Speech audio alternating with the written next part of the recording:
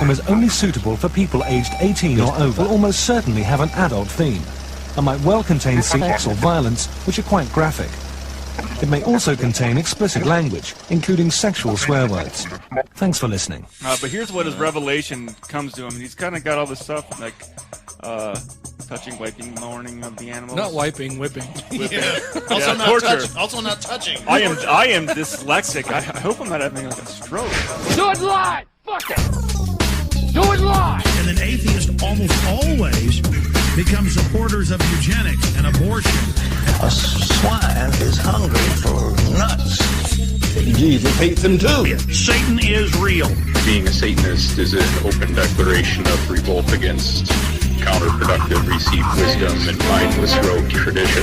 Decapitate her head off. We're done. You're done. Obama! Welcome to the Godless Revolution. My name is Dan Ellis, and this is episode 125. Today is Sunday, October 2nd, and I'm in the studio all by my lonesome. There is no Matt Mitchell, there is no Ryan Duffy, there is no guest sitting across from me, nor will there be one joining us via Skype this evening. I'm here all by myself just to throw in some background information for the clips you'll be hearing tonight. This episode is, as promised, a Best of Matt Mitchell episode. Matt brings a whole lot to the show. He's funny, he's fiery, he's got a quick comedic wit that always leaves me laughing. He's also someone who thinks a lot about what he thinks a lot about. In other words, he's also a deep thinker who works to make sure that he has a good basis for thinking the way he does. It's difficult for a lot of us sometimes to explore opposing views and trying to figure out why people think the way they do, but I know that Matt is somebody who does work to do that and to understand those opposing views, to make sure that his own views are in line with reality. I think that's one of the things that I most admire about him. You'll notice as we move through these clips that the sound quality improves with each one. That's because I've listed them in order of appearance from our earliest episodes to the most recent episodes. We've made a whole lot of changes over the last 2.5 years.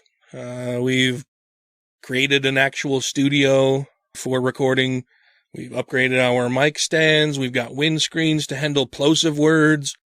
We've added some mute buttons to cover background coughing and some shock mounts so that when we're banging on the table or accidentally hit the mic stand, you don't hear a rumbling or a dong or any sound like that. You might hear a dong sometimes, but that's usually just the clips we're playing in the background, making fun of people. Anyway, we've done a lot to change the sound of the show and how the show flows. I think we're consistently getting better, and hopefully that is something that will continue. It's something that I certainly plan to continue doing, upgrading our equipment, always working to make the show sound better for you, dear listener, because we love you. This first bit comes from episode 58. It's the one where Dan Errol was a guest talking about godless parenting with us. It's also the episode that I would say probably is the first instance of anything that I would consider a Matt rant or a What Matters segment. It's also the first time that I think Matt really took any news article or anything and through a editorial commenting process kind of made it his own little thing. That I fucking love when he does that. They're always very entertaining. Matt is just about done with his EMT training, so he should be joining us on the show again very soon. Until then, we'll start with this clip. It's about the June 26, 2015 Scotus decision legalizing same-sex marriage throughout the United States.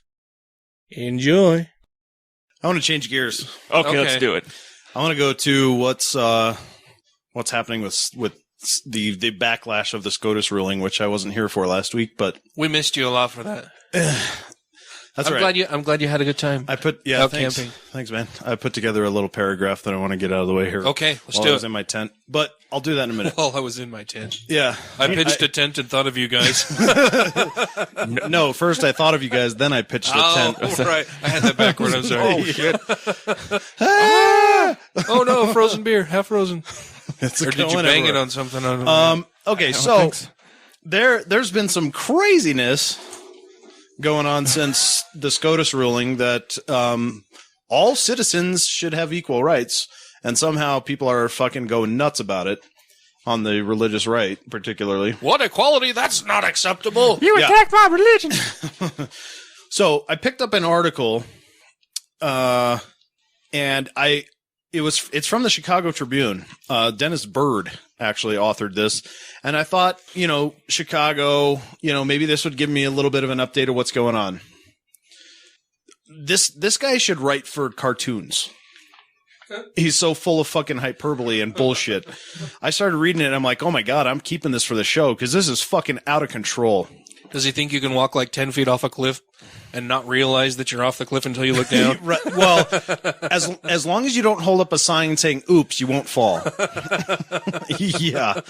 Yeah. And so I titled it, But I Don't Want to Share My Toys. News.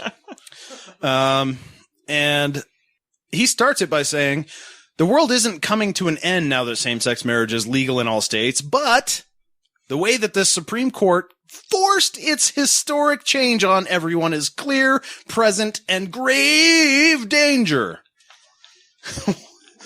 So I read that first paragraph and I'm like, what the fuck is this guy talking about?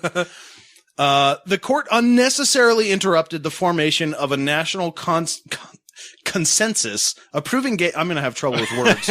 I do this every fucking time. No, I didn't write it. I didn't fucking write this. What are you talking? Who said I wrote this? I'm joking. Oh, you wrote the first paragraph. No, I didn't. Well, the paragraph in your 10. Oh, you didn't. No. You'll know when it's my writing. This is the Chicago. I got it's some beer going in to my be eye. so much better. Obviously, It will be. I believe you. But it'll sound like me. Does this sound like me, Ryan? No. Yes. Oh, no. All right. So Dennis Byrne of the Chicago Tribune goes on to say, the court unnecessarily interrupted the formation of the national consensus approving gay marriage and set the stage for unremitting, costly, and fruitless battles over how high this court's dictum should be applied. It's reminiscent of how Americans were forging a middle ground on abortion and on demand in their state legislatures decades ago, until the high-handed court stepped in with unchallengeable, autocratic, and poorly argued decisions in Roe v. Wade. Autocratic, really? Yeah, and unchallengeable and high-handed court and all that stuff. Ugh. So the fight for same-sex marriage isn't over. That I agree with. What's this fucking guy's name? Dennis Bird. Dennis Bird. Dennis Byrne. Dennis Byrne. B-Y-R-N-E. I was going to have to use lay at Delaria first. No. Wasn't he in Men Without Hats? I'm too young. Never mind. I'm just kidding. The fight for same-sex marriage isn't over, not by a long shot. I agree. People on opposite ends of the argument will make sure of that. Yes, that's true. Goes on about Kennedy's majority opinion. To justify the decision, Kennedy had to twist the Equal Protection Clause of the Constitution into an unrecognizable form that will open the door to many and fantastic claims for equality. Did he twist it into a pretzel? Because I recognize that one. Yeah, but that would be Jewish, so no. But fantastic claims for equality? Yeah. Why? How can you justify objecting to equality? What is your fucking problem? All right. The Supreme Court's job, as it is set down in the Constitution, according to Dennis Byrne, and case law, is to decide what actions are lawful. Yes, and that's what they did. But this overreaching decision, he says, the Supreme Court determined that it could exclusively divine what is wise and proper, no matter what a Congress elected by the American citizens has determined. It divined it. It just had a couple fucking rods out in front of it, waving them around. Right. Wait until they cross. Also, isn't divine a good thing? From this what are you talking about? From this guy's perspective, it should be. What the fuck, dude? And when he's talking about, like, the rules and shit, I didn't see any of the dissenting judges say anywhere inside the Constitution where this couldn't be allowed. Yeah. Besides citing jiggery pokery and popcorn or whatever. Nice. He goes on to say that this court has cast its role as the supreme leader, like that guy running things in Iran. Wait, did the Supreme Court just come out and say just this is what we've decided, here's our fiat, fucking follow it? No, this went to them, right? They had to make a decision. It wasn't that they all gathered together and said, this is what we are going to tell the American people they have to do. Right. He goes on to talk about how dangerous that can be with the Supreme Court at the top of the leadership. And deviates from the formula of 3 co-equal branches of government the Constitution created. No, it doesn't. It fucking follows it exactly. I know. That's why when I started reading this, I'm like, I'm fucking keeping this because this guy's out of his fucking mind. Having taken over the question of marriage, lock, stock, and barrel, I said, yeah, this was the case taken by the court with the intention of ruling on it. What's the issue? God. Of course they ruled on it, you fucking moron. That's what they did. That's what they took the case for. That's their job. It's not like they didn't hear the arguments on either side, come up with a decision. For a few days. Yeah. An example of the most immediate issue, he says. Just how much coercion can the government apply to force religions to bend to the will of government? Coercion and force. Jesus. That's where I said, oh, here we go. Okay, religions are also required to follow laws, fucknut. If they don't, the government is authorized to step in. This is the most common misunderstanding from the religious right. They think that religious freedom is religious exemption. Yeah. Gay people can marry, and you can still worship a 2,000-year-old invisible homeless socialist cave Jew. But you do have to follow the law. Yeah. The Supreme Court in no way stepped outside their bounds. No. In fact, it shouldn't have even been that close. No. And the thing is, the case worked its way up to the Supreme Court. It went through the lower courts, and it made its way to the Supreme Court. The Supreme Court decided. Went to the lower courts, went to the state Yes. courts. It went through all the federal legal courts. Yep. But this is the beginning of an endless chain of expected challenges to religious liberty. The first of all rights enumerated in the Bill of Rights, he laments. How odd that the High Court's slightest majority found an unwritten right in the Constitution that could supersede the First Amendment's clearly written directive that Congress shall make no law prohibiting the free exercise of religion. And they did no such thing, sir. This fucking guy and all other Christians that believe the way he does, they're complaining about losing the freedom to tell other people what they're free to do. That's why I say they're confusing religious liberty with religious exemption. Did he forget the other part of that sentence in the First Amendment? Yes. Yeah, I figured he forgot the part where it says Congress shall make no law respecting an establishment of religion as well. Yeah. And that's why I say that's why the judges ruled that way. These are not atheist justices. They're almost all fucking Catholics. Do you think if they were anti-religious, they would have done it at all, you fucking idiot? God. I'm surprised they haven't attacked the Fourth Amendment that says there shall be no religious test in order to hold office. And even if they're not all Christians, they are all religious. Yes, that's what I'm saying. They're not atheists. Yeah. Right. That some of them are able to take their religious and put it aside and go, what is right here? What does the Constitution say? Because they're constitutional lawyers. Their job is to look at the Constitution, go, okay, does that meet that? Okay, according to the Constitution, it says this. And yes, they have that right. Mm-hmm. That's their only fucking job. The threat to religion lurking ahead, it was starkly revealed during oral arguments when Justice Samuel Alito asked the government's lawyer, Solicitor General Donald Verrilli, if a religious-affiliated college that opposes same-sex marriage could lose government funding. If it opposed interracial marriage, Verrilli's response, it's going to be an issue. And he says, indeed. And I say, and it fucking should be. Absolutely. They never should have had that in the first place. Yeah. And again, discrimination is illegal. Turn the argument around once in a while. Jesus Christ, if a Muslim didn't allow women or Christians, would the government support that? No! And that's the correct answer. You fucking idiots need to think once in a while, what if it was turned on you? Yeah. That's the point, though. God, they can't think out of their own fucking little box. I know. They can't put themselves in any other situation besides the privileged Christian male situation in which they find themselves. Yeah. They never stop to think about the perspective of it ever being turned against them. Yeah, and this is why atheists and liberals score higher on AQ points in any measurable way to detect intelligence. Well, and I just said that, and after saying it, I thought to myself, maybe that's not always true. Maybe they do somewhat try to project themselves into another position and realize, oh shit, maybe one day the Muslims will be in the majority and they're going to want to try to strip shit away from me as a Christian. They never stop to think of it as just strip all of the religious bullshit out of the way. Just treat everybody like a decent fucking human being. It's like when they fear Sharia laws coming. I didn't get your point on that. I had initially said that, they can only ever look at it through their own Christian colored glasses that, you're taking away my right to discriminate against other people or to tell other people how much freedom they can have. You're making it illegal for me to be illegal. Yeah. Yeah, that they can't ever think outside of their own little box. Right.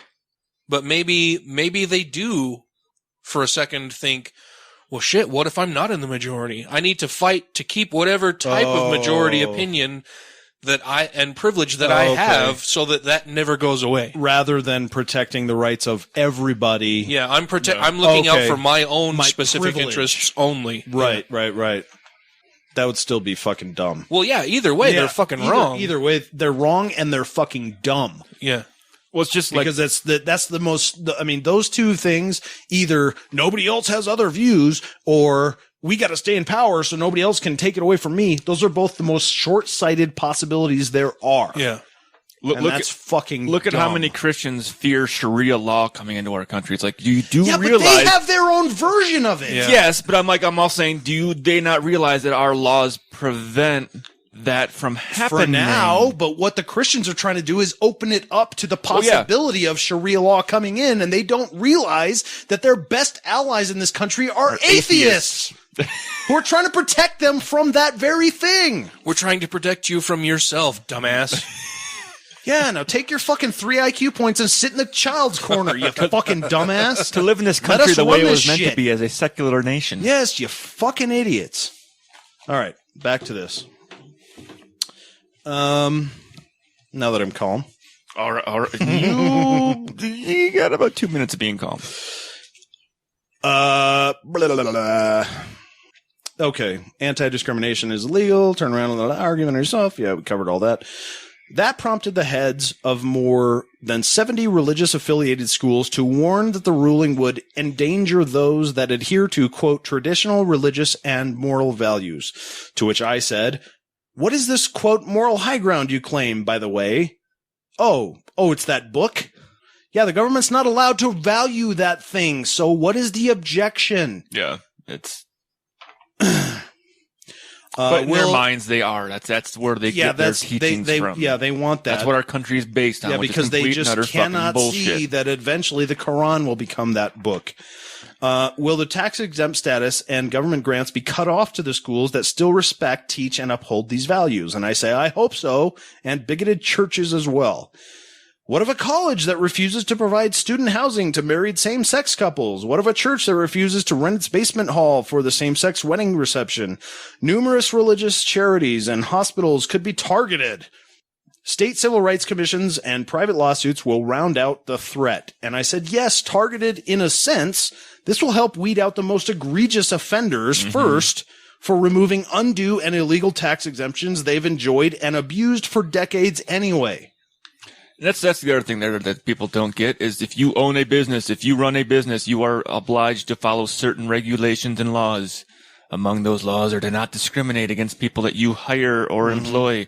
Now, if you are a religious institution, you are exempt from those laws. Right. You have the benefit of using the tax money that has been spent in order to support your business thus far, the roads to your business, the parking lot, the plumbing, the electricity, all of the infrastructure that you're enjoying as a business owner and a taxpayer, you have to follow certain federal and state regulations in order to operate your business. Yeah, and it doesn't matter what your beliefs are. Yeah, no, not at all. I have the right to refuse business to anybody. Does not fly in that situation. Nope.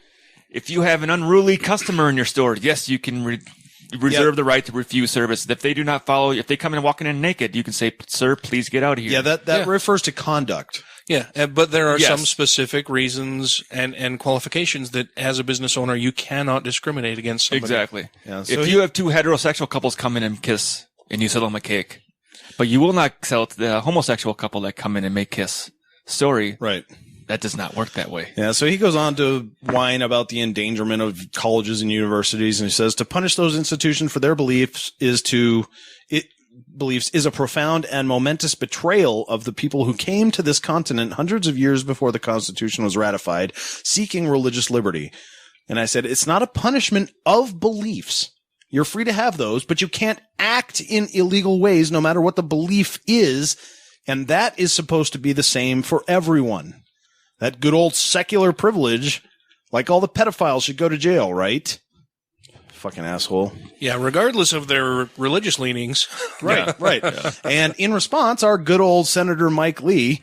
Oh, fuck that guy. He's such an asshole. Yep. And Raul Labrador of Idaho introduced the First Amendment Defense Act that would ban discriminatory government treatment, such as the withholding of government grants against any person or institution that supports traditional marriage. They've taken the First Amendment and flipped it on its fucking head. Yeah. So here's what I said. One can support both. I, for one, support marriage generally to those who want to get married. Those who want it, gay and straight. But that's not what we're talking about.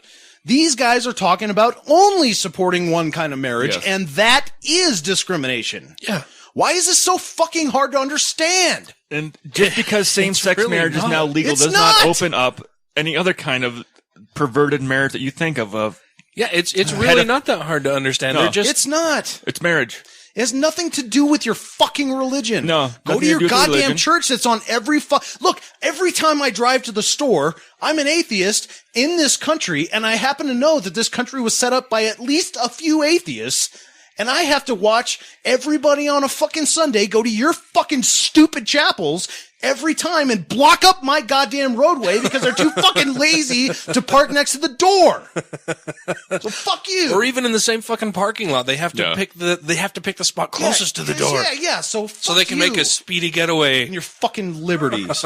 Yeah, the one on my street does the same thing. The entire street's filled with cars and the parking lot's half full. I have 2 Mormon churches and a fucking Catholic church, and I can never get out anywhere on Sunday. Drives me fucking crazy. There is a New Age church by my house. That's an old gas station. That only has about 5 people. What's the New Age church? I don't know. There's only about 5 people at it. Yeah. They go eat 5 mushrooms cars and fuck dirt and stuff. No, I would go to that church. Pet each other's dreadlocks. Fucking A, right. Where is that one? I'm going to massage your aura. Hey, any church where you're allowed to do shrooms on Sunday and pet people's auras, I'm down. Nice. Anyway, he closes with, of course, if this law is enacted, the Supreme Court could always, and if in its infinite wisdom, kill it. You know, and I said, well, when the Supreme Court says that you're no longer allowed to pray at home or go to church of your choosing, I'll agree with you.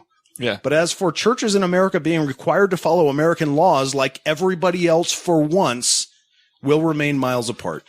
So fuck you. All right, now Dennis Byrne. onto my paragraph. Okay. Which Ryan mistakenly thought. Well, I wrote that last my article beer for some overflowed, reason. and then I went to go wipe my eye, and I wiped some like beer into my eye, and it stung. Now you can see better. I can't. 'Cause I got beer in my left eye. So it's a little cloudy. This will be quick. So I missed last week, and last week was just after the Scotus ruling for marriage equality. So I wrote down a few thoughts while I was out at the Snake River. Oh. Did it make you eat any apples? Or is it plums? What? Did the snake make? Oh you yeah, right. Never mind. No, sorry. Yeah. We did. We went to the Olive Garden of Eden. Is that what you're talking about? Because the apple bees is forbidden. I don't know. What do you mean? Excellent. Okay. I made some Tuscany soup based off of Olive Garden's recipe this weekend. Sweet. These were my thoughts during the week. Things have changed, but this is what. The 4 opinions in opposition to marriage equality came from staunch Catholics sitting on the Supreme Court. Not only is it unconstitutional to rule or oppose based on the pronouncements of any holy book, they do it anyway, but worse than that is they're all supporters philosophically and financially of an international criminal organization. It can't be known for sure if the justice's exact plate donations are being used to move pedophile priests into hiding to avoid prosecution, but the fact that it's even a possibility their money could be used in such a way, and they still give, is evidence of their suspect character. By publicly claiming to be devout Catholics, they are also providing social support for the hideous actions of that church, but still they opposed gay marriage vehemently. So I'm left wondering, why support something so obviously terrible and oppose something that isn't? The answer is, if you want Catholics to object to sodomy, tell them it's consensual and with adults. This is Matt Dillahunty, and you're listening to The Godless Revolution. But I'm not going to have Nazism called secularism, if you don't mind. I'm a prisoner of what I know here. I know too much about it.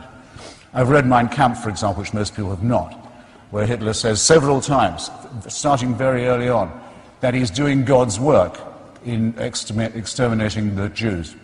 He went on saying that. The Vatican was shown the book. In those days, they would ban any book they didn't like the look of. They were one of the great book banning organizations in the world. They didn't ban the book that was written by the leader who made his first political treaty in Germany with them and their church, and outside Germany between his dictatorship and the Vatican. If you wanted to take your oath, well, you didn't have to want to, you had to, if you were in the German army and the SS, to take your oath to the Führer, which was compulsory. You took it like this: I swear by Almighty God, undying fealty. Around your belt, if you were a soldier in the Nazi army, you had to wear a buckle that said Gott mit uns, the German for God on our side. So we had received some feedback from a few of our fellow atheists who had listened to the show, who said that maybe we're being too harsh on our show, that maybe we're too abrasive and may turn off some listeners, or that we may offend any religious believers who may tune into the show to see what the show's about, or to see what atheism is about. Matt, Ryan, and I spoke about it briefly before, you know, the notion of us being too harsh on the show, of us perhaps turning off somebody new to atheism or new to the movement, or a religious person who may happen to catch the show for whatever reason. I don't know why they would be listening to us, but hey, if you are, good on you. Anyway, Matt penned the following for a What Matters section in response to the feedback, and he titled it Disney Atheism. It's been a fan favorite, and one of my favorites ever since. What else we got going on? I have a bit of self-indulgence, if you don't mind. Okay. I want to piggyback on a topic we touched on last week, but I just want to clarify the term that I think we have coined called Disney atheism. Yes. And exactly what I mean by that. Is this going to be a mad rant? That sounded horrible. That wasn't the voice I thought it was going to be when I turned it on earlier. That's all right. I thought it was going to be a mant. A mant. Mant. Matrant. Matrant. But we'll need to come up with a catchy thing for it. Yeah, because we've talked a little bit about how, you know, like we tend to be a little bit unbridled and offensive maybe, or vulgar or whatever, and definitely strident and firebrand, and have received criticism from other atheists who think that that's not the best way to be. And so we've on the show, we've kind of coined the term Disney atheism, and I just want to explain exactly what I mean by that, so that when that comes up again, it'll be y'all motherfuckers know what we're talking about. So I've got a little explanation here. Disney atheism is a term we use on the show to describe a specific segment of the G-rated accommodationist atheists who think that the secular movement would do better by openly and kindly interacting with theists or those on the fence. And that has some merit. The reason Disney atheism sounds somewhat condescending is because there's a certain group of accommodationists we are referring to, those who think there's no place at all in the movement for more strident firebrands, and go so far as to criticize firebrands for not atheisting right. I have two major objections to that charge. First, the, quote, too strident criticism supposes that there's only one way to be an atheist, or atheist podcasts, and I think this is so obviously not true on its face that I won't even elaborate. But second, there's an inherent and incorrect assumption that our show and particular style of atheism is designed for religious or on-the-fence people. What is it about our show that makes you think we're interested in filleting theists? There are plenty of atheist shows out there who take the road of providing a safe place for religious people to be heard and understood with open dialogue, and all atheists are not bound to only using the slow lane. Some of us want to pass. We just ask that you don't give us the finger on our way by. We all see the value in holding hands with theists and leading them out of the fantasy and superstition, but I think recognizing the necessity of firebranding is somehow more murky. So I'll be clear. Our show is for atheists. We've not extended our welcome mat to the religious people. This show and our style are for being the voice of other atheists, who are frustrated and may not be able to speak so freely or openly about it in their everyday lives. We're here to say what others think, but can't verbalize. Or for those who do and like knowing we feel the same way. This shows for energizing atheists, so we don't risk losing the small progress we've made. If we weren't strident, unrelenting atheists, we'd have joined the Disney atheists in popping the champagne and setting up a permanent residence way back at step 1 of the movement. So if you can help lift them up that step out of theism, we'll take it from there. You know, so there's room for all of us in this movement. And, you know, we see the value of Disney atheists. Sure. You know, just return the favor. Just, you know, understand that, yes, we have a different style. Yeah. You have a different style than what? You know, why should we respect your G-rated shit any more than you know, choose to respect what we're doing? Yeah, exactly right. We could turn that around just as easily. But so there's value to both sides of this, you know, and there's some people out there who are so fucking incredibly frustrated, especially in Utah. That's why I don't understand the criticism. Yeah. They just want to plug in and hear people saying the same kinds of stuff that they're feeling and can't say. And that, I guarantee you, is not, well, religion has its place. And no, they want to turn it on and say, fuck God and Jesus and his sandy fucking Jew holes. I think you can see why that's one of my favorites.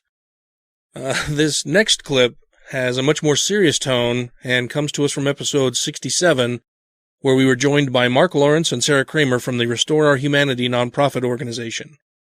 You may remember that Mark Lawrence started Restore Our Humanity and was instrumental in organizing the Kitchen v. Herbert lawsuit, which led to marriage equality being legal here in Utah even before the Scotus handed down its decision legalizing same-sex marriage nationwide. In this clip, Matt calls out religious believers for their bigotry and hatred of the LGBTQ community.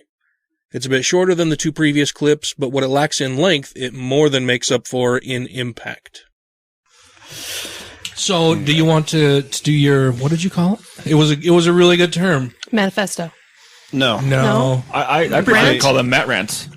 What matters is what I was thinking. What matters. Yeah. What matters. I like that. This is my, maybe once a month essay that I write when I get too overwhelmed with bullshit on things I'm researching.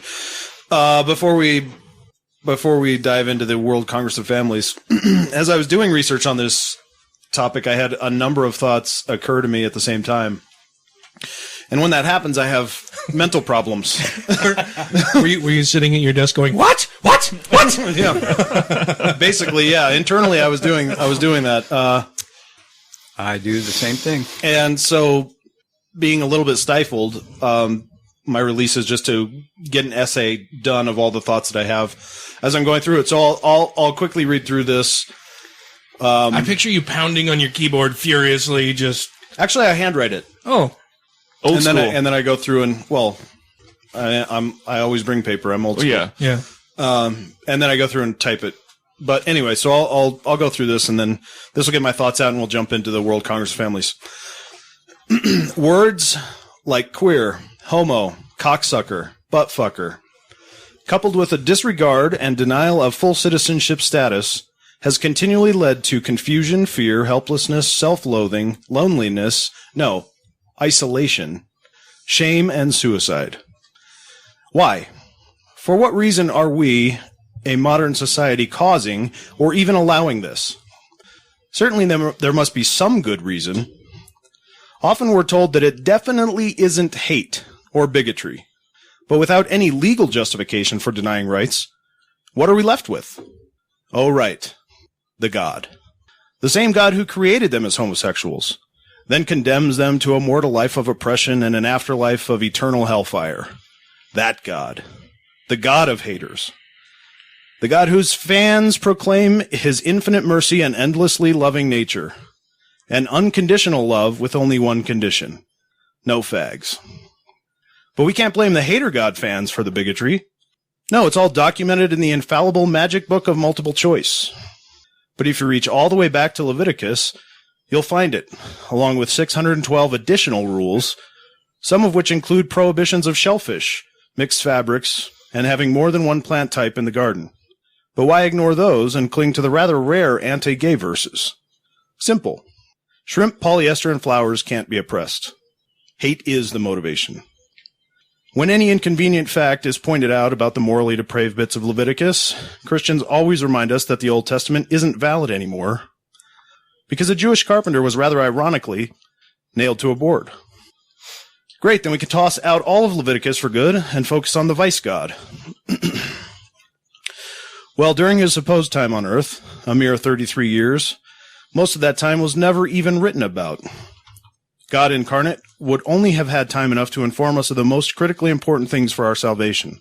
Yet somehow, Jesus himself didn't find it significant enough to mention homosexuality, nor the so-called natural family. So we're left with hate as the primary objection, even if it is couched in the guise of tradition or maintaining freedoms. Let's remember there's not some magic pool of rights that's diminished its total volume when rights are extended to other groups. That's privilege. Rights can be extended ad infinitum and should be.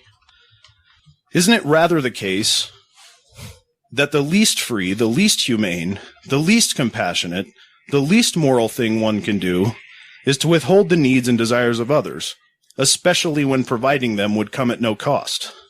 So what then can be said of those who stand as self-righteous sentinels in defense of prolonging oppression for no benefit? It's often said that history will vindicate equal rights supporters, but as catchy, succinct, and true as that statement is, it still misses the point, because equality isn't subject to time in that way, and doesn't require vindication, because equality has always been and will always be the right answer.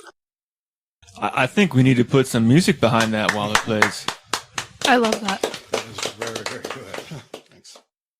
For condemning my friend Stephen Fry for his nature, for saying you couldn't be a member of our church. You're born in sin.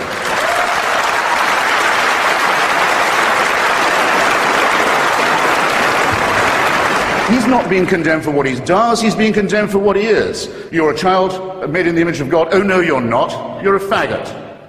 And you can't join your church and you can't go to heaven. This is disgraceful. It's inhuman. It's obscene. And it comes from a clutch of hysterical, sinister virgins who've already betrayed their charge in the children of their own church. Equality has always been and will always be the right answer. Amen, Brother Mitchell. I'm the oldest member of our Firebrand trio, and as such I throw out some old-timey sayings every now and then.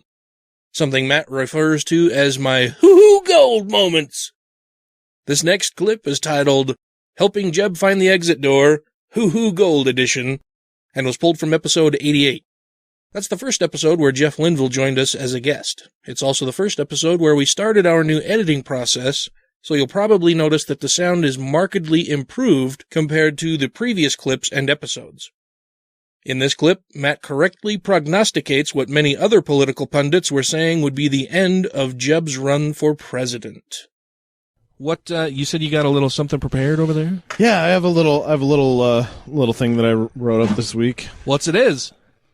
It's a little news article / opinion piece I wrote called "Helping Jeb Find the Exit Door." Ooh, hoo-hoo gold edition. We should make a segment on the show just called Meow's Corner. Well, we already had a bit about what matters. What matters? Cruz Corner. How about that one? Cruz Corner, yeah. This is a little thing I put together about an article that I found about what's going on in the Jeb Bush campaign. So there's an awful lot of fuckery, my own wording in here, as well as some hoo-hoo gold interspersed. A year ago, when Jeb began his seemingly hopeless presidential run, he notably declared that he was, quote, his own man, hinting at creating distance from the other Bushes. After 12 months of being perpetually disenchanted with his view of the rear ends of nearly every other GOP hopeful, he's gone true Bush by conveniently forgetting his original position. In an attempt to inflate his numbers of his supporters, relatives, and those with deep ties to the Bush family are gearing up to flood Iowa, New Hampshire, South Carolina, and Nevada. The strategy seems unnecessary, remembering the monkey shines orchestrated in Jeb's own state made it clear to at least Al Gore how unimportant the popular vote is for a Bush. This kind of Tommy rot is nothing new to Bush world, as both George H.W. and W. employed the technique in their own campaigns. Did you say Tommy rot? Yeah, this is the Hoo Hoo Gold edition. What is I told you it'd be interspersed. Hussein Cumber, a Bush supporter in Florida, uses inescapable logic to draw support by saying, quote, "If you did this for his dad and his brother, you owe it to him," close quote. Of course, that's how it works. Despite all the flapdoodling from Jeb's yokels. Jesus Christ. Don't drink while he's reading this. One can't help but think it's too little too late for this run. As we now know, low poll numbers and lack of voter support hasn't stopped any Bush before, and such regular use of jiggery-pokery in their campaigns suggests that they don't understand the pesky, quote, building public support part of becoming president. We are talking about C students, after all. A question looms, however, since the GOP leaders have been Trump, Carson, Cruz, and Rubio, suggesting that even Republicans don't want another Bush. And Jeb's rather pathetic last-ditch effort to now embrace the ever more reviled Bush family would only do more damage to his floundering campaign. Despite the potential for negative effects, Jeb's supporters plan to bushwhack their way from Florida to South Carolina, where they can activate their completely unique plan of getting the word out by knocking on doors. Missionary Republicans bothering people at home to ask if they've heard the good word about Jebus is not just humbuggery, it's their master plan for taking over the bid for nominee. They'll be part of Jeb's flannel tank top NRA bandana wearing group of 600 previous campaign alumni Floridians. You may be justified in being skeptical about all of this taradiddle being able to turn around his campaign in under 12 months, but in 1988, friends of the Bushes from Miami swarmed New Hampshire to help George H.W. bounce back from the third-place position in Iowa. The brilliantly nicknamed Orange Army brought crates of citrus fruit with them to hand out to voters as they went door to door, proving once and for all that some Republicans do remember snacks. In 2000, similar trips were made by other Floridians, presumably in the currently between jobs segment of the population, who had the time to go all the way to New Hampshire and were called freezin' for a reason, and to South Carolina as door-to-door to settle the score. The Bushes will forever be known for their cleverness. I don't think so. I think you are wrong in that, sir. Jeb recalls that, quote, "It was pretty crazy," referring to the volunteers involved in the aforementioned comedy routine, many of whom had never been in cold weather before. But of course, Jeb is absolutely correct. That really is a wild memory that we can all appreciate, and was clearly the only noteworthy takeaway from the experience. Jeb and his merry band of swamp-dwelling bigots repeated trips to New Hampshire for Daddy Bush in 1992, who lost the primary, and in 2000 to help Brother Bush, who lost in New Hampshire, and to South Carolina for W, where he won. So if you're not doing the math here, the clever and hilarious comedy routine adventures in Yankee Land have netted a total of 33% victory for a combined two people who aren't Jeb. In New Hampshire, Jeb made an attempt to address voters' concerns about yet another Bush bid by saying he's commonly asked if he's like his father or his brother, and that he's noticed there is a, quote, real fascination about that. The fact that Jeb doesn't recognize which parts of his family's policies to distance himself from is exactly the problem. Furthermore, Jeb's plan to run... There's a real fascination about that. Yeah. Furthermore, Jeb's plan to run as his own man by begging Daddy and Big Brother for help inflating his position in the race in states he currently doesn't carry demonstrates why his fiddle-faddle campaign is doomed to fail. Comedy genius he'll have to remain because he won't be president in 2016. And I'd urge you to look at those of you who tell you, those people who tell you at your age that you're dead till you believe as they do. What a terrible thing to be telling to children. And that you can only live, and that you can only live by accepting an absolute authority. Don't think of that as a gift. Think of it as a poisoned chalice. Push it aside, however tempting it is. Take the risk of thinking for yourself. Much more happiness, truth, beauty, and wisdom will come to you that way. Thank you. The following clip comes from episode 90. People say you should never discuss religion or politics in polite society. Bullshit! That was my one-word summary of that idea. As you'll hear in just a moment, Matt, as usual, was much more eloquent. So we're going to cover some news stories this evening. Now let's swap off. We'll go back and forth here. Okay. What matters tonight? Well, this one I actually don't need to even preface. I'm just going to jump into it because I think it's going to make sense, and we'll blow through this real quick. But okay, something that's been bugging me, and I think everybody on the show for a while. So much that bugs you. Yes, it's true. But not everything bugs me enough for me to write a short essay about. Maybe every 2 or 3 weeks. We should never discuss religion or politics in polite society. Bullshit! I don't know the source of this quote, nor how long it's been around, but most of us have heard this many times and for many years. It seems to me to be one of those quotes that lots of people are raised with and continue perpetuating without giving it any real thought. So let's fix that. Is it actually impolite to discuss it? Are people avoiding the topics? Well, depending on some possible definitional differences, the answer to both is an emphatic no.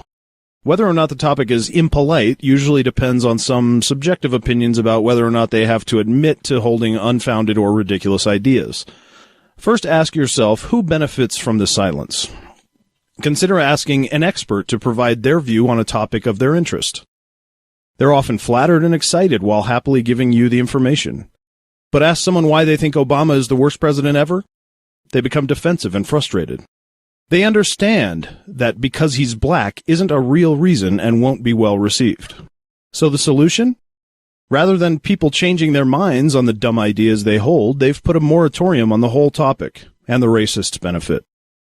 Is it really impolite to ask racists to justify such an incorrect position?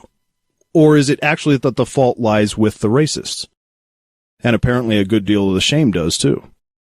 Almost everyone running for president, all the way down to small-town mayors throughout the history of the United States, back through the despot monarchs of Europe, the sultans of the Middle East and beyond, have professed belief at a minimum and imposed it as a state-sponsored crusader military effort at its worst. We hear the same nonsense from candidates today. Bible over Constitution theocrats like Ted Cruz, Sarah Palin, and Mike Huckabee come to mind. But it's even evident among others who at least appear to be putting on their god suits to broaden their appeal. I think of Trump, Hillary, and maybe even Obama. It's universally understood that religion is closely tied to political victory, and this goes back as far as human writing. So who actually is being polite in society by avoiding the topic? Who's even following the so-called rule? Oh, right. The atheists. What this really means is that the atheist needs to just shut up and nod along, because the theists grew tired of feeling like court jesters in public when confronted about the rubbish they espouse. They didn't like having to venture outside the Christ bubble and therefore deemed opposing views to be inappropriate and impolite. Not all speech about religion is barred, because they never stopped. Only the opposing, non-religious views are rude. I realize this sounds like prejudice, bigotry, censorship, and discrimination, because that's exactly what it is. It's an old cliché that most don't consider. But before you repeat this bit of ancient wisdom, remember, no, it's not impolite to get clarification. It turns out that it's just terribly embarrassing for them to answer. Ah, I love the last bit of that clip. It's perfect. Speaking of perfect, the next clip was pulled from episode 98 and is a What Matters segment where Matt addresses some snarky feedback we received via blog post from a probably former listener. It's wonderful. Yeah, so I was scolded a little bit for. I think we all were. Yeah, we all were. Yeah, I made my response about me because I didn't want, because I'm the one answering this for me first of all, and also I tend to be the one that has the particular attributes that he's pointing out in this more than you guys, I'd say. So I just wrote it as if it was directed at me. Yeah, well, like I said, I read through his blog post earlier today. It starts out kind of nice, but then he turns really dickish. Yeah. You know, when I had just kind of glanced over it before, I was trying to be very charitable. And I was trying to be very charitable in my reading of it today, but it's like every paragraph is dripping with sniping sarcasm and just a shitty attitude and absolutely no charitable view of anything that we said at all. Yeah. So, Yeah. But this was about our, or at least I'll just continue to say my own personal, but you can take it however you want.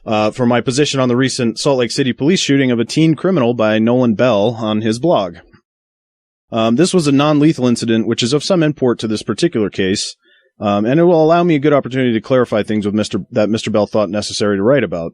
I don't mean to make an enemy of him, but since the article he wrote was in an accusatory tone, laced with name-calling rather than that of inquiry, and that he included a nice picture of douchebag Rob Lowe as a stand-in for me, or for us, on the blog, I'll gladly accept that mild contention is the relationship type he'd wish to have, and it so happens that it suits me quite well. My particular style is of the condescending sarcasm with a twist of irony type. But don't ask me to define it because it's complex and you wouldn't understand it even if I explained it. Setting aside, immediately after this paragraph, all the grammatical, spacing, punctuation, and spelling errors peppering this article, and bothered me while reading through this too. Like, come on, man. And that the first 4 paragraphs start with the word so. Ha, they do. Yeah. Yes, I'm aware that it isn't always technically incorrect, though it's more of a conversational placeholder than a formally written one, and is usually a replacement for It reeks of forced authority and pretentiously attempting to brush the statement with a pseudo-logical composition. In the end, however, I did realize that I was looking at a blog and not a word search puzzle and got to work on my response, but I digress. I'd like instead to focus on Mr. Bell's actual positions and the positions he assumes that I hold. Without jumping the gun, wordplay, I suspected from the outset our disagreement may be that of the is-ought distinction, and at one point he gets dangerously close to the actual fallacy. If his is just so happens to align with his ought, and insofar as I was able to suss out any clarity, he seems to make a case that is a little too might makes right for me, and will have discovered the core of our differences. Unlike verbal irony, hypocrisy is not a figure of speech and goes as follows. Criticizing me for not having all the facts, criticizing me without having all the facts for criticizing someone without having all the facts. But I'll go ahead and bite the bullet here, because I can understand calling people out when there are disagreements, and I think societies operate better when this is happening. And by doing this, Mr. Bell has the added bonus of piggybacking on our listenership to finally get over the hump and add that 26th Facebook friend. So it's a real win-win. Low blow, sir. Yeah. There's a point in the article where Mr. Bell says, I'm being a fucking idiot. And I'm fine with that, because the wording implies that it's about this issue and not a general statement about me in all things. Yeah, you're being one, not that you are one, right? And also because much of the misunderstanding falls on my shoulders. I take seriously the responsibility that effectively communicating is a major part of our show, and failing to do so is on me, so point for the blog puzzle. I concede that my statements were emotionally charged, and I don't need to go into all the reasons for that, but suffice it to say that police shootings have become far too commonplace, and my objections, as you'll hear later, are about the ought in this discussion. I will also admit to not being perfectly rational, as all humans are. Mr. Bell initially pointed out that he thought, at least until the issue in question, that we, quote, seem to be critical thinkers. I've never been accused of such a thing. And then claimed that I was pretty irrational on the subject. It's possible I was. It's possible I was in part. Or that he thinks it's irrational because he doesn't agree with my position. But I suspect it's many or all of these things, and that he doesn't fully understand my position. Again, my fault. That could be argued, I think. Yeah, could be. I also use at times various levels of hyperbole. What? You never, ever, ever use hyperbole. Well, not for like a million years. But, which immediately tends to give listeners a knee-jerk reaction that what I'm saying is ill-considered or altogether false. This isn't necessarily the case, but if my goal is having my point heard, it should be avoided. In case Mr. Bell may be entertaining the idea that much of this can be dismissed as fallacious ad hominem, don't bother. I'm not saying his argument's invalid simply because he's a magniloquent sycophant. That's purely an insult. By the way, a thesaurus can be a handy tool if you plan to do any writing, by the way. Yes. Pro tip, bro. But I do appreciate his reaching out to give me a chance to clarify and take an overdue step back on the topic. In fact, I feel it necessary to apologize at this point to the co-host of this show, Mr. Bell, and all the other listeners I've infected by failing to check those flaws at the door. At the end of this article, he claims that I'm using bias. Yes, I certainly am. Biases aren't always argument neutralizers, and my bias is that I want to see a world that gets as close to possible to the least amount of suffering and harm as possible. This obviously colors how I view things and leads nicely into the heart of our problem, the is-ought. Mr. Bell spends a significant portion of the piece on current laws, the state of the conditions leading to forceful actions, graphs, and plenty of statements about the legality and authority of police officers to choose lethal or non-lethal actions. He did not, however, include that only 4% of use of force cases ever lead to indictment. That may seem superficially to be a point for him, but unless you think the courts are operating at a level of near perfection, you're left to conclude that there are some problems there. He also says that my use of the word murder for what could eventually be ruled a legal use of lethal force is incorrect. Well, this is definitional. I can't disagree with that. In fact, I agree with all of that. This is the is. He's simply stating the way things are. So if you're not keeping score at home, at this point, Mr. Bell's word labyrinth has a commanding lead at halftime, but now I'll run my offense. I agree that this is what is. My objection is that it doesn't fit my view for minimizing harm, the ought. Mr. Bell didn't appear to clearly, if at all, address his ought in this article unless he thinks the system should be the way it is.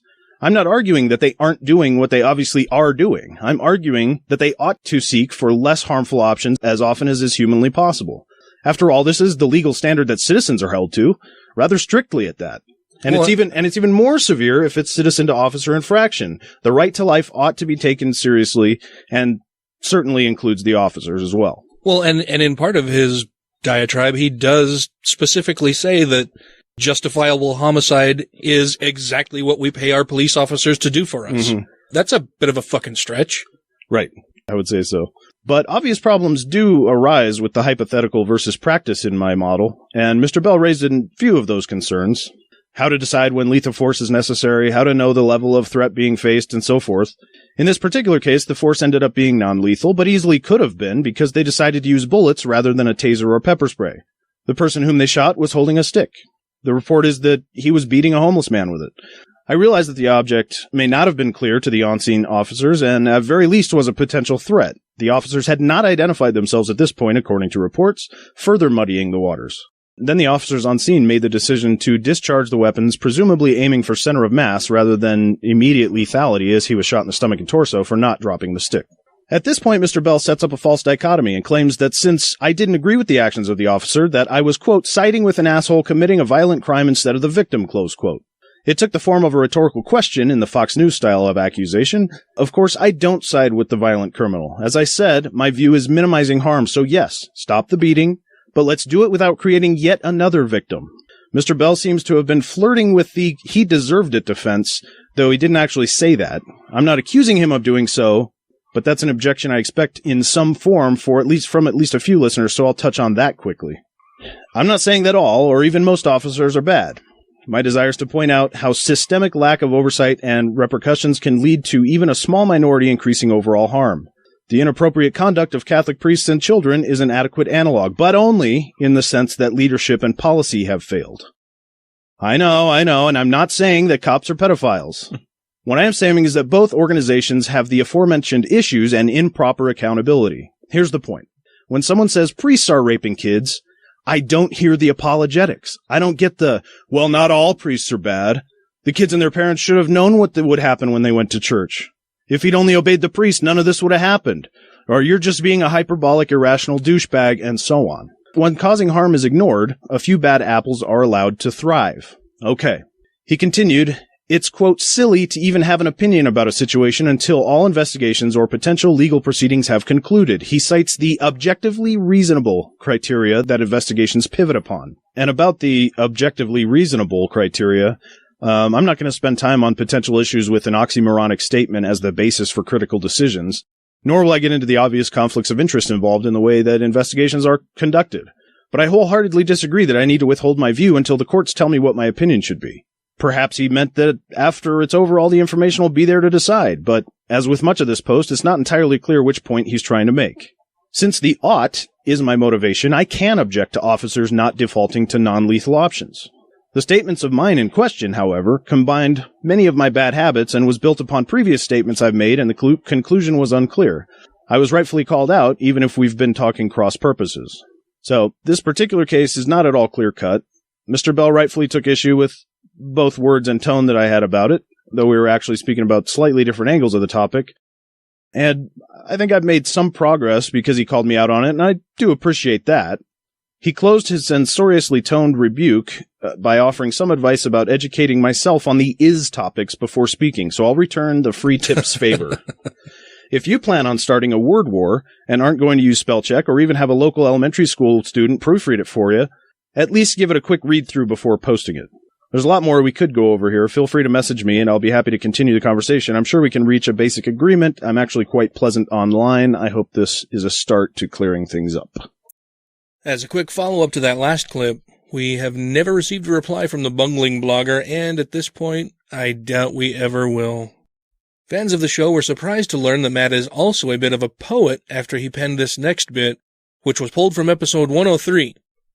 It's titled Dr. Seuss and the Grand Old Party, or One Hate, Two Hate, Red State, Red State. All right, moving on. What do we got? You brought some stuff? Yeah. Do you mind if I just get this one out of the way, and then we don't have to? Then we can just jump into news. Please do. Yeah, you can get it out of the way. Is this a what matters? Yes. Ooh, I like these. So I wrote this, and it's in a different style, but it's called Dr. Seuss and the Grand Old Party. The actual title is One Hate, Two Hate, Red State, Red State. And it goes like this. The GOP, proudly, loudly conservative. Through their myths and ideas, they elevate the primitive. We're the party for the people, or so they claim. Well, what about sex? Full of scorn, judgment, and shame. And you better not try it until you've taken his name. Oh, and never ever do it if your gender's the same. They warn you of evils like condoms and the pill. But don't pull out either, 'cause thou shalt not kill. So just like they wanted, you have a baby on the way, but you're 18 and single. You have nothing to pay. Your life will now be owned forever by someone else. Isn't there a procedure to get rid of these cells? Abortion is murder. You'll have that child to rear. Wait, what's the problem? You kill elk, bison, and deer. You're pro-death penalty, pro-war, and LGBT fear. But of course these are questions they pretend not to hear. So you have to let these cells grow, develop, and change. You'll work with the collectors. You've got huge bills to arrange. You look to the GOP, after all, they're on your side. But they've cut all the funding and aid that you've tried. They give themselves raises to bolster their pride, saying it's un-American to get a free ride. Now you have a 2-person family, 3 jobs, and no car. When you're walking everywhere, 1 mile's too far. Forced to endure catcalls and threats tending the bar, but rather than help, they tell you how lazy you are. You continue for years with a dream to retire, but the GOP let the boomers strip that to bare wire. You're old and diseased, living in pain and regret. The GOP's labeled you a burden, a taker, a debt. There's nothing left for you now but to get worse, wither, and die. You've seen at its best the GOP's pro-life stance is a lie. You want to go peacefully and pain-free to the worms, but the GOP steps in demanding deaths on their terms. No death with dignity, it's against God, they say. But the small government party regulates how and which way. Maximal suffering, fear, hate, and greed make up the GOP's anti-human creed. So get out and vote and make compassion the distinction. Soon enough we'll have driven the inhumane GOP to extinction. Nice. That's fucking awesome, man. I loved all of that. Thanks, dude. That covers an entire lifetime of misery. An entire lifetime of misery suffered at the hands of loving, religiously motivated, failed GOP policies. If you want more of that shit, be sure to go out and vote for Donald fucking Trump. To be an atheist, you have to believe that it is possible, which I think is a far greater leap of faith. That's something that can be created out of nothing. When you look at the majesty and sophistication and the intricacy of the universe that we do know and comprehend, you have to believe that somehow that this energy could have existed on its own, and I do not believe that is... That, to me, is a leap of faith. You give me the awful impression, I hate to have to say it, of someone who hasn't read any of the arguments against your position ever. The following is a What Matters addressing Ted Cruz's departure from the Republican primary race, taking pot shots at the rest of the GOP lineup along the way, and comes from episode 105. I've got a little bit of a wrap-up on Cruz. Oh, yeah? Well, then, let's do that. I'll fold my arms and sit back. Yeah. Strap in. This will be the longest thing I do all night. Is it? Yeah. Okay. When Donald Trump trounced Jeb Bush and TKO'd Marco Rubio, he ostensibly defeated the idea of what the GOP, quote, should be. After last week's tap out of Ted Cruz, Trump has beaten the second tier of contemporary Republican values what I'm now calling theoconservatism. Theoconservatives, as the name suggests, combines the religious fervor of ISIS, but for the Bible, with cold and cruel authoritarian politics that share a property line with fascism. Theocons are fond of painting themselves as only the most recent installment of a tradition going back through Reagan, Goldwater, and the Founding Fathers. See David Barton for more on that subject. While it may have some roots in the past with leaders like McCarthy, it's really a younger phenomenon. Twins conceived in the image of W's C-average ideas and seething hatred for the N-word, President Obama. While many Republicans viewed George W. Bush's post-September 11th popularity and 2004 majority victory as his climax and worth salvaging among future candidates, theocons seem to have admired and imitated Bush's collapse and incompetence, even borrowing human rights violations as keys for their platform, arguing that it proved he had been far too liberal, and that his compassion, like Guantanamo, was heretical and led to the failings of the Republicans in 2008 and 2012. Theocons now have a childlike determination to vehemently reject anything with the mild scent of big government, except in cases of imposing biblical morals, and avoiding at all costs even the smallest compromise. If there were any examples of Bush being the least bit soft-hearted, theoconservatism responds by being stubbornly, sternly Ayn Randian. Where Bush treated government spending like it was his daddy's money, theoconservatives would be brutally austere where its citizens are concerned, military accepted, of course. And above all, where Bush had occasionally looked for bipartisanship, theocons would stand on the, quote, principle of fighting until they reach submission. This bullying and only child syndrome of a philosophy found champions on talk radio, helped solidify a zealous, uneducated group of martyr fantasizers into the current Tea Party. It influenced Paul Ryan's budgets and infused Mitt Romney's "you built that" rhetoric. But it was only of the government shutdown of 2013 that it found the real personification of its rhetoric. Ted Cruz. Boo. Dr. Seuss. Cruz found a way to steer into the authoritarian Christian skid. His 2016 campaign strategy was simple. Wherever the party's most ideological voters were, there he would be. If Obama was for it, he was against it. Where conservatives were angry, he would channel their anger. Where they wanted a fighter, he would be that fighter. Wherever the party's activists were gathered on whatever issue, social or economic, immigration or the flat tax, he would be standing by their side. He would win Iowa, the South, his native Texas, and the Mountain West. They wanted Reagan. Cruz would give them Ronald Mussolini. Well, close enough. It didn't quite work, but it nearly did. He took evangelical votes from the man who still comes just a little when he hears Eye of the Tiger, Mike Huckabee, a doctor so compassionate he once gave his own brain to a patient, Ben Carson, a man so Catholic he uses a diaper to masturbate, Rick Santorum. Oh. That was rough. Thank you. Cruz also took libertarian votes from the other doctor who thinks it's your fault if you don't have a rich father, Rand Paul. He outlasted in many ways outplayed the very smooth Eagle Scout who never earned his hydration merit badge, Marco Rubio. Marco Roboto. Yeah.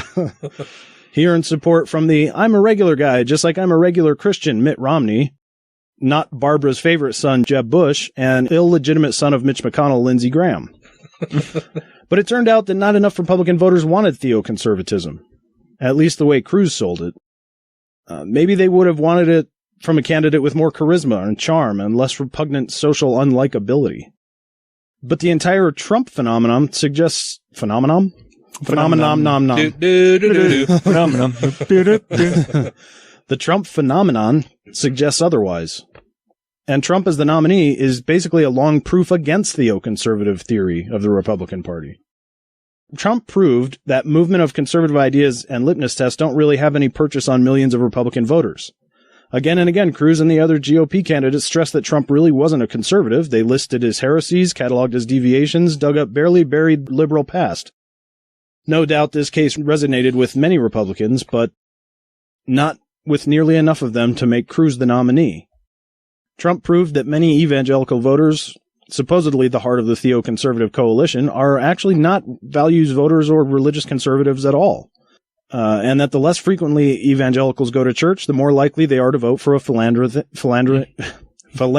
sybarite instead of a pastor's son. Cruz would probably be on his way to the Republican nomination if he had simply carried the Deep South.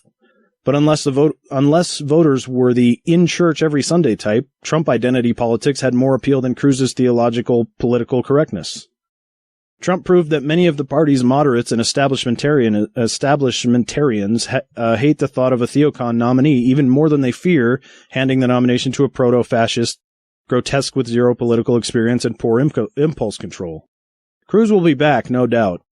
He's young, and he'll be able to claim in 2020 that conservatism has yet been left untried. But that will be a half-truth. It isn't being tried this year because the Republican Party's voters had rejected him and it when they declined to back Rubio and Jeb. What remains then is Trumpism, which will also, in its lurching, sometimes insightful, often wicked way, a theory of what kind of party the Republicans should become, and one that the plurality of Republicans now actually voted to embrace. There was a time when I was sure that Ted Cruz was more dangerous than Donald Trump. These days, I'm not so sure. While Cruz is, without a doubt, a Bible-thumping theocratic conservative, he lacked Trump's ability to whip his fans into a racist, misogynistic frenzy as easily or as openly and willingly as Donald fucking Trump. The offer of certainty, the offer of complete security, the offer of an impermeable faith that can't give way, is an offer of something not worth having. I want to live my life taking the risk all the time that I don't know anything like enough yet, that I haven't understood enough, that I can't know enough, that I'm always hungrily operating on the margins of a potentially great harvest of future knowledge and wisdom. I wouldn't have it any other way. Before I introduce this last clip, I'm going to let Meg tell you all about how and where to contact us for feedback, and ask that you please go out and give us a 5-star rating wherever you listen to the show. It'll help us out a lot, and I'll be sure to put in a good word with Santa, Krampus, Baphomet, Thor, or Jeebus that you receive hugs and kisses on all of your pink parts for doing so.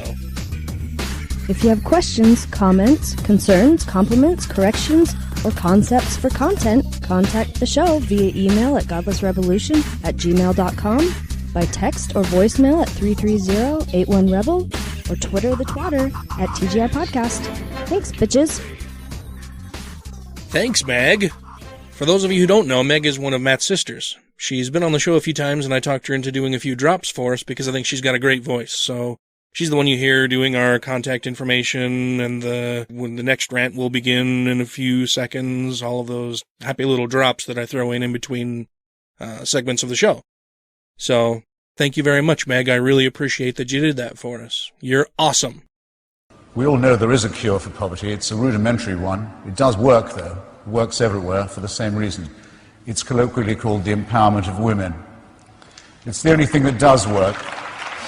If you allow women some control over their cycle of reproduction, so that they're not chained by their husbands or by village custom to annual animal-type pregnancies, early death, disease, and so on. If you will free them from that, give them some basic health of that sort, and if you are generous enough to throw in perhaps a handful of seeds and a bit of credit, the whole floor, culturally, socially, medically, economic, of that village will rise. It works every time. This last clip is the most recent segment of What Matters, and comes from episode 107. It's also the most requested clip based on listener feedback when I put out a call for which segments to include.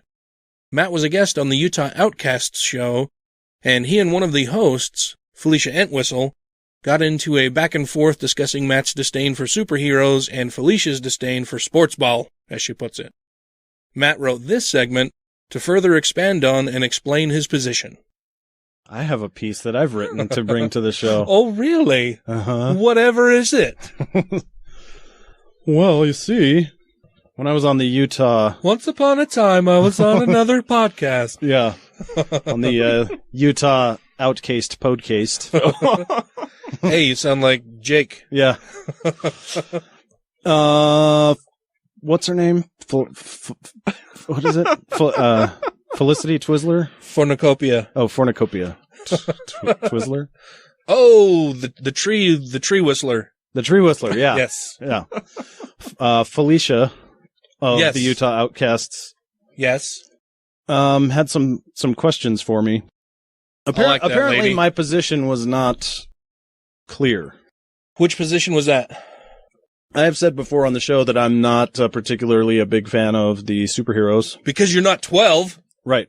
Yeah, you're an adult. And I have also mentioned that, or at least demonstrated that I am a fan of the sports ball. Yeah, but it's the Patriots. Right. So it's a sports cheap ball.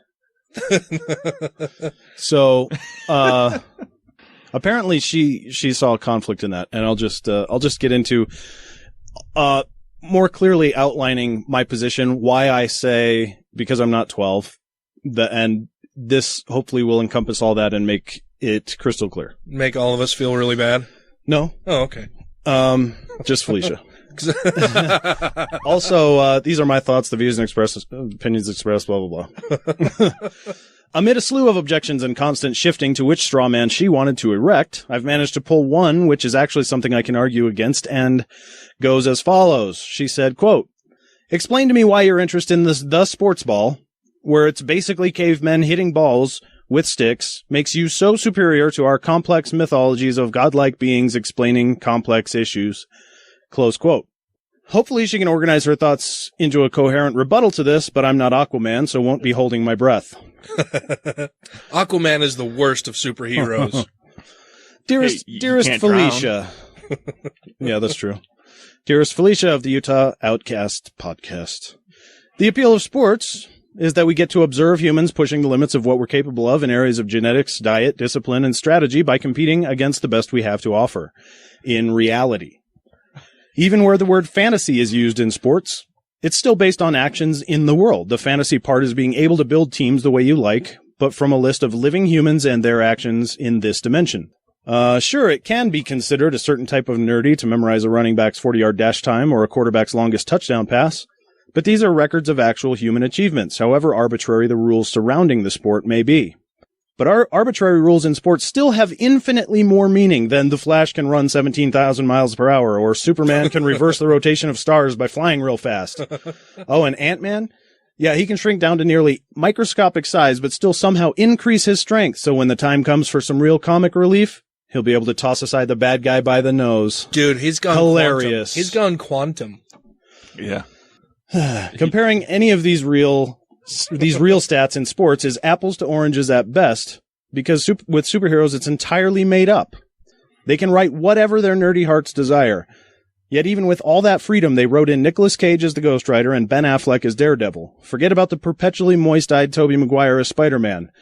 Really smutty Tom Brady fanfic is more entertaining than this. The perpetually moist-eyed. Yeah. Nice. Unlike sports, which is limited to the confines of physics, superheroes are simply another embodiment of humans' fantasy for the impossible. Superheroes are just the most recent in a long line of gods and savior types that humans have written down in a book. It's a way for people who are constantly Mr. Magooing through life to fantasize about invincibility and nationalism and the majestic triumph over their daily struggles. Thinking they can identify with the hero allows them to pretend that they, too, are exceptional and of the highest moral resolve. Something the human ego demands, but can never deliver. The fact that people can't realize perfection in themselves, yet remain arrogant and self-important, is what provides the fuel and appeal for the savior story. If people like strong, powerful heroes, why not create a hero who's exponentially stronger and more powerful than any hero made before? But the success of this Abrahamic-style character is down to lowest common denominator pandering.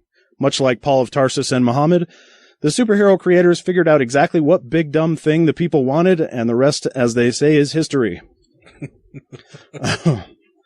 Well, and they still design all of the superheroes with flaws, right? None of them are perfect because they know that would be totally boring, like Superman. I'll get into it. All right. So whether it's the Quran or Catwoman, the Bible or Beast, they've created those saviors. Some, like Thor, are shamelessly ripped directly from traditional religious myths and placed easily into the Marvel religious adjacent myth. And there are scores of saviors. Marvel at how many saviors there are. Enough to satisfy a wide variety of human egos and personalities, so everyone can play make-believe with themselves at the very center, just the way they like it. For people who are overly enamored with themselves, such that only pure perfection will do, there are the Jesus archetypes. Don't get me started on the brilliant names of these guys. Superman, Cyclops, Spider-Man, and my personal favorite, Captain America. He's the bestest. Imagine if Mr. Peanut's name was the equally heavy-handed Lieutenant Britain. That's how silly it seems to me. If you pass on the Jesus heroes because you prefer a tiny bit of depth and some inner conflict in your gods, as the ancient Greeks did, there are Batman, Daredevil, and the Hulk, who's pretty incredible, by the way. If you're slightly misanthropic and life's been tough, you may be more inclined to cheer for a brooding, vengeful Jew-type anti-hero, like the Punisher, Deadpool, or Wolverine. Jew-god type anti-hero. Those are a few of my favorites. Yeah, they're better for sure. These writers have even been clever and original enough to include a Satan for each and every one of their heroes, because without adversity, heroes are worthless.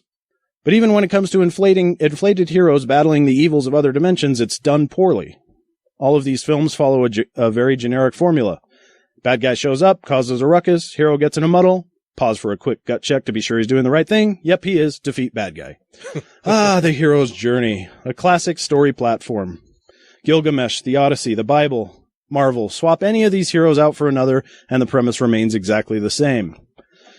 In these movies, the explosions might roll one after another, gunfire and vehicles crashing, leaving a wake of wrecked cars, smoking piles of leveled buildings, and sometimes armies of slain foes strewn about. So dramatic and cinematic. We're all swelling with pride and accomplishment. Time to cue the victory close-up of the hero with cuts and scrapes on his face.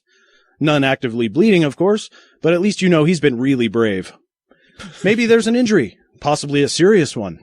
But this is where the lack of story development becomes the most obvious. There's a vast chasm between the consequences of violence in these movies and the audience. Violence can be artful. It can be used to make a strong point. This violence, though, is so sanitized that the impact is lost. Remember that all but one of the 176,000 superhero movies are rated PG-13. It's filler, meant to appease a society that finds swearing offensive but loves guns and winning. Murica and all that. Fights and explosions are a transparent gimmick to get the crowd rooting for the hero without ever having to believe they're in any real danger. In contrast, there is no script in sports, thus a real understanding that loss is possible, and it happens, providing a much more engaging viewer experience. In many cases, the quality of a superhero movie is based upon how closely it follows the sacred text.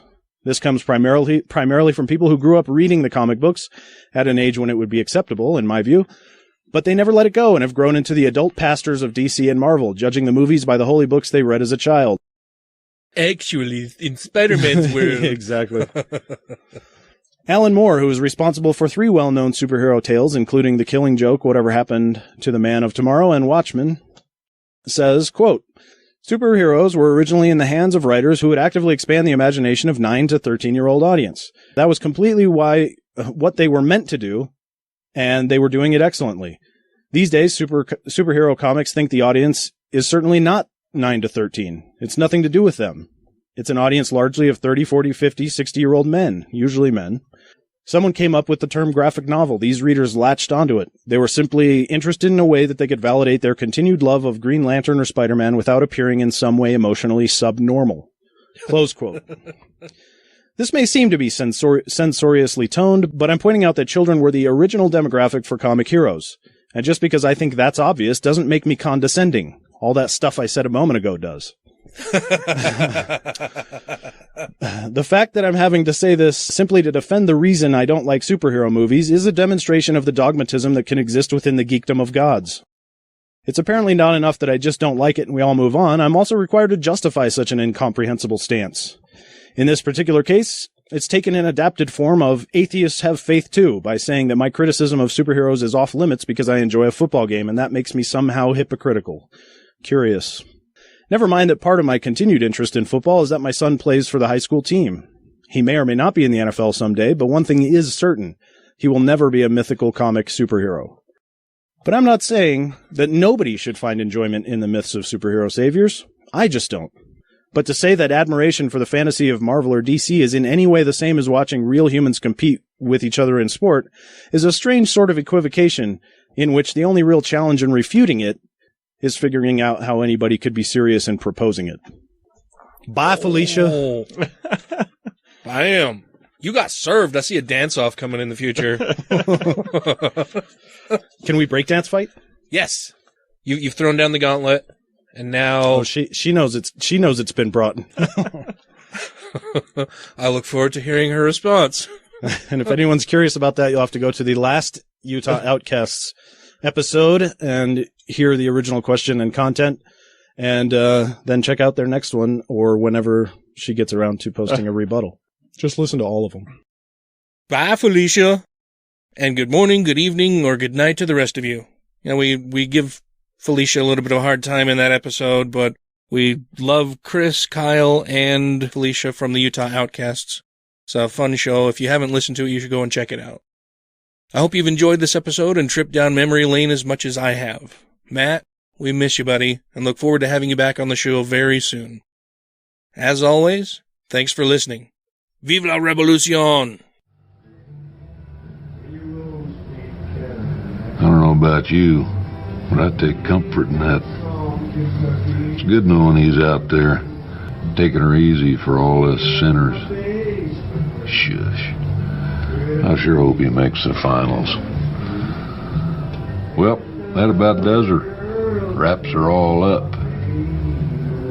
Things seem to have worked out pretty good. And it was a pretty good story, don't you think? Made me laugh to beat the band. Parts, anyway. I guess that's the way the whole darned human comedy keeps perpetuating itself. Down through the generations. Westward the wagons. Across the sands of time until we... Oh, look at me. I'm rambling again. Well, I hope you folks enjoyed yourselves. Catch you later on down the trail.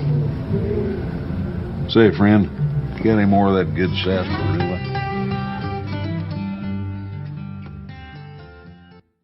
First of all, fuck truck. I don't know what any holes are for anything. We're in America. Speak Cherokee. Thank you for I'm a weird bigot. It's a big pile of didgeridoo, man.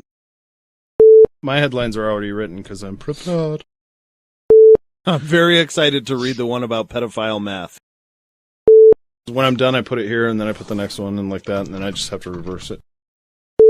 Right in the testicles, and then to the anus. There's never been an organization of a collection of ideas in the history of mankind that's been more wrong about more things more often in more ways than religion ever. They get every single answer wrong about everything all the time.